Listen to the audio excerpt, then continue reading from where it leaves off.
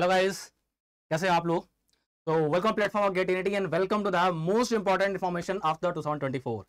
Yes, obviously reason ये है कि आप लोग लगातार बहुत दिनों से एक कसमकस में बने हुए हैं कि एक्चुअली आईओसीएल में इस बार कितनी वैकेंसीज हैं।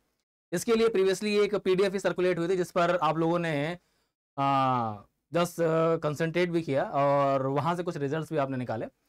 तो वो एक्चुअली जो पीडीएफ पहले आई थी कि वो पीडीएफ एक्चुअली सही थी या गलत थी, वो चीज आपको आज मैं कंफर्मेशन कर देता हूं। एक्चुअली कितनी नंबर ऑफ वैकेंसीज हैं और यहां से जो वैकेंसीज आपके लिए निकल करके आ रही हैं इसके पीछे का एक्चुअली लॉजिक क्या है। और सबसे बड़ा क्वेश्चन ये आता है कि सर अगर ऐसे ही रहा तो सर हमारे लिए गेट 2025 का मोटिवेशन क्या है, हम क्यों ही तैयारी करेंगे। इन सारे क्वेश्चंस का आंसर आपको इसी वीडियो के अंदर मिल जाएगा, ठीक है। सॉरी, तो चलिए स्टार्ट करते हैं। आपके पास में अभी लेटेस्ट रिक्रूटमेंट निकल करके आया है, दैट इज मतलब लेटेस्ट अभी आपके जो इंटरव्यूज कंप्लीट हुए हैं। प्रीवियसली आईओसीएल ने मेंशन कर दिया था कि हमारे पास में ये इन्फॉर्मेशन हम आपको कन्वे नहीं करेंगे बिकॉज लास्ट जो हमारे पास जो रिप्लाई आया था उस रिप्लाई में आईओसीएल ने कंफर्म ये कर दिया था कि आपके पास में हमारे पास अभी ये अधिकार नहीं है कि हम आपको जो भी वैकेंसीज है वो हमको बता सकें, या फिर उनके पास उस समय डेटा अवेलेबल नहीं था, ठीक है। तो उस पर मैंने एक प्रीवियस वीडियो भी आपको बताया जहां पर मैंने ये आपको कंफर्म किया था कि 2023 के अंदर इतनी वैकेंसीज आई थी और उसके रिस्पेक्ट में 2024 में क्या हो सकता है। तो एक बार जल्दी से मैं आपको एक चीज दिखाना चाहूंगा कि इस बार हमारे पास मैकेनिकल इंजीनियरिंग और मैथलर्जिकल का हमारे पास डेटा रिलीज हुआ है, कुछ आरटीआई फाइल हुए थे जिसके बेसिस पर हमारे पास में कुछ वैकेंसीज क्लियर हुई हैं। तो लास्ट ईयर मैकेनिकल इंजीनियरिंग में जो टोटल वैकेंसीज थी हमारे पास में, अगर आप इनका समेशन करते हैं तो ये 218 वैकेंसीज निकल करके आ रही हैं, ठीक है ना। सर हमें इससे क्या ही मतलब है, तो ये 218 वैकेंसीज निकल करके आ रही हैं। इस बार 2024 के अंदर जो वैकेंसीज हैं वो टोटल 209 है, 209 वैकेंसीज है, मात्र 9 वैकेंसीज का डिफरेंस है मैकेनिकल इंजीनियरिंग में। इसके बाद अगर मैथलर्जिकल की बात कर रहे हैं तो मैथलर्जिकल में हमारे पास लास्ट टाइम कोई वैकेंसी नहीं थी, लेकिन इस टाइम हमारे पास इस बार मैथलर्जिकल के अंदर भी 33-34 पोस्ट निकल करके आई हैं, ठीक है। अब अगर हम बात कर रहे हैं केमिकल इंजीनियरिंग की, केमिकल इंजीनियरिंग की ऑलरेडी हमें पता है कि हम लोगों ने लास्ट टाइम देखा था कि हमारे पास 134 या 5 के आसपास वैकेंसीज थी और इस बार वैकेंसीज जो निकल करके आई है थोड़ा सा सरप्राइज लग रहा है। हाँ, मैं सही बोल रहा हूं कि ये चीज अब कंफर्म हो चुकी है। मैं इतने दिनों से इसी चीज का वेट कर रहा था कि ऑफिशियली एटलीस्ट कम से कम 2 बार कंफर्मेशन होना चाहिए तभी कोई चीज मैं आपको बता पाऊं, ठीक है। गलत इंफॉर्मेशन कहीं से कन्वे ना हो जाए। तो कई बार आप देखते हैं कि हमारे पास बहुत सारे फॉल्स डॉक्यूमेंट भी सर्कुलेट होते रहते हैं, इसलिए मैंने आपको प्रीवियसली कोई भी नोटिफिकेशन नहीं दिया है।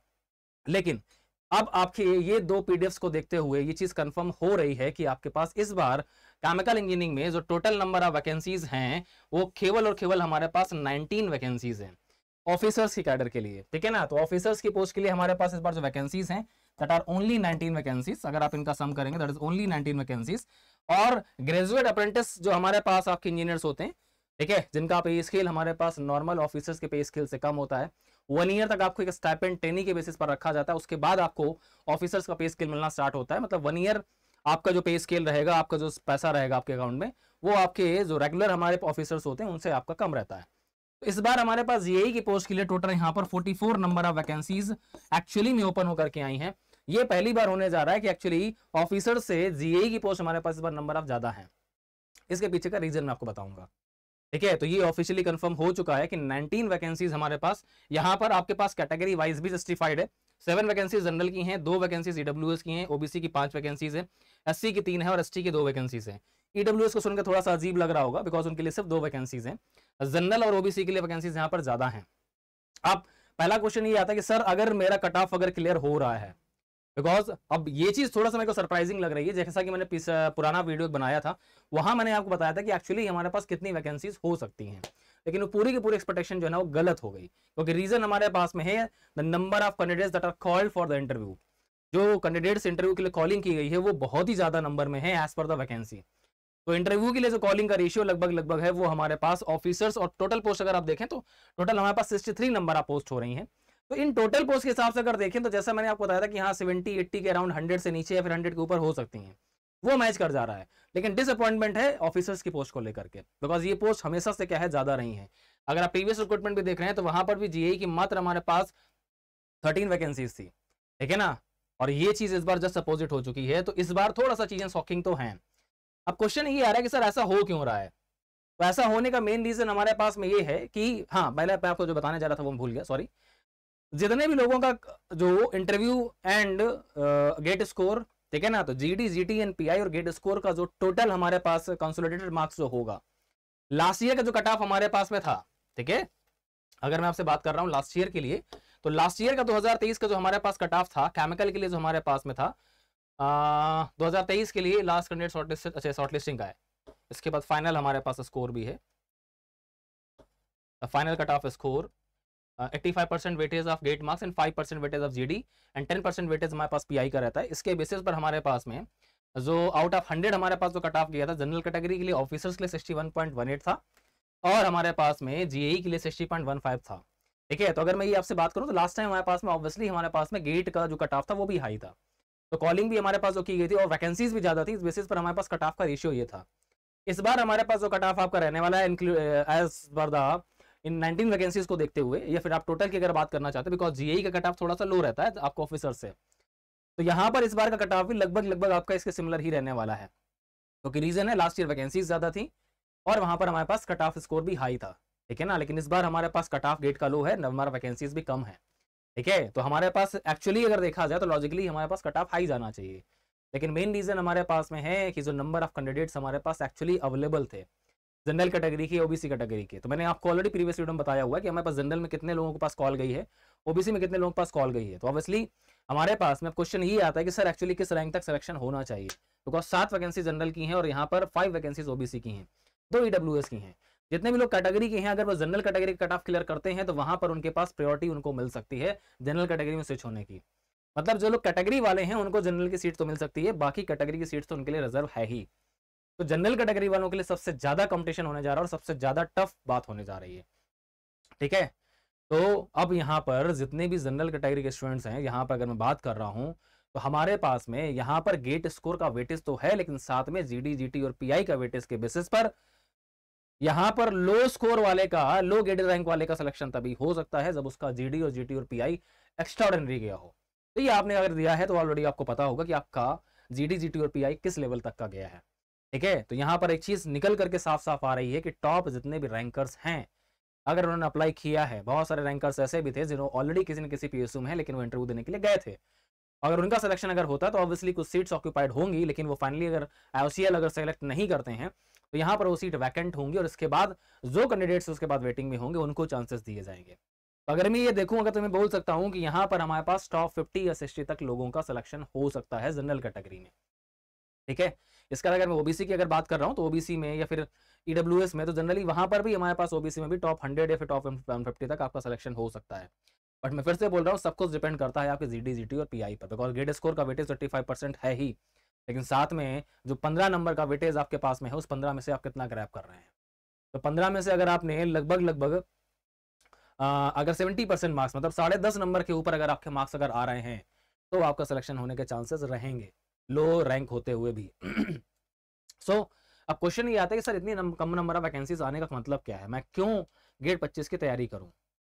तो जितना मैंने पता किया है अभी तक वो चीज निकल करके आ रही है कि हर आईओसीएल के प्लांट के अंदर एक्सटेंशन चल रहा है, यूनिट्स का कैपेसिटी इंक्रीज किया जा रहा है।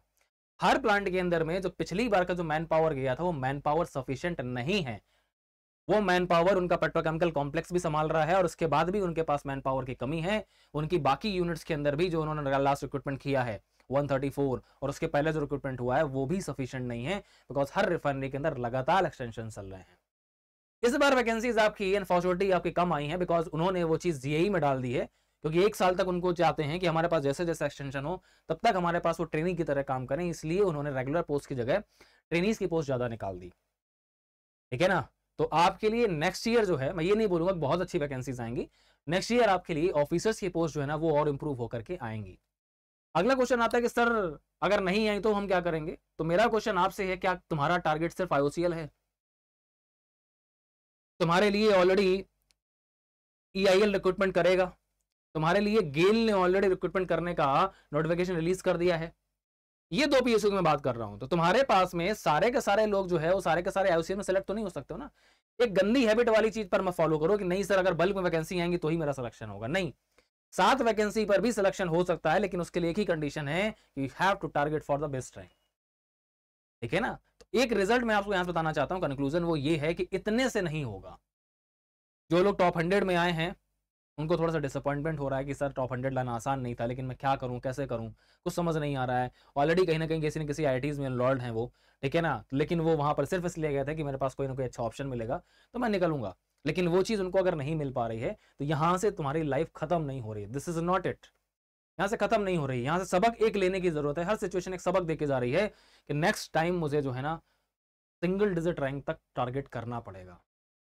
अगर आप चाहते हैं मल्टीपल ऑप्शंस, ऐसा नहीं कि ऑप्शंस खत्म हो गए, अगर IOCL नहीं आया, अभी सेल आएगा, DRDO आएगा, MRPL आएगा, और भी आपके पास PSUs का कॉल हो सकता है, लाइक आपके पास EPCL।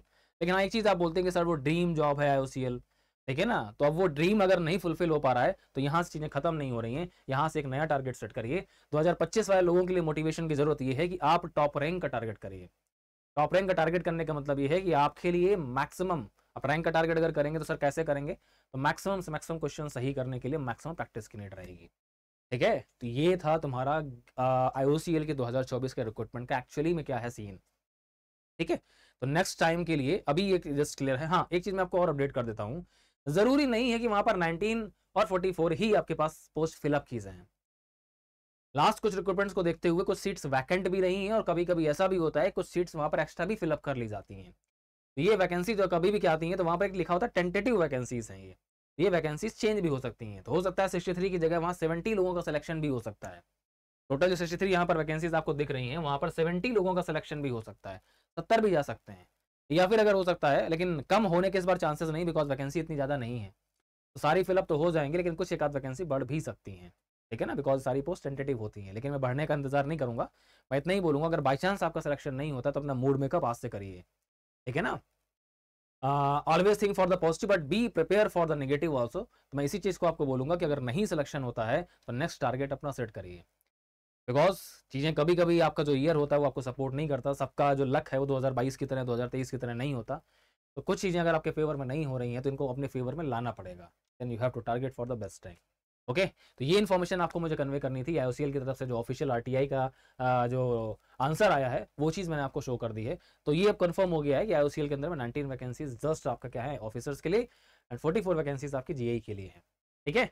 बाकी इससे रिलेटेड कोई भी इन्फॉर्मेशन अगर आपके लिए आएगी या फिर कोई भी फ्यूचर अगर रिक्रूटमेंट आएगा तो वो मैं आपको बताता रहूंगा। तो उसके लिए इस चैनल को सब्सक्राइब करके रखिएगा, और जो भी रिक्रूटमेंट आते हैं उन सभी का नोटिफिकेशन आपको टाइम पर टाइम बता देता हूँ मैं, ठीक है। So thank you everyone, good bye, take care and best of luck, thank you.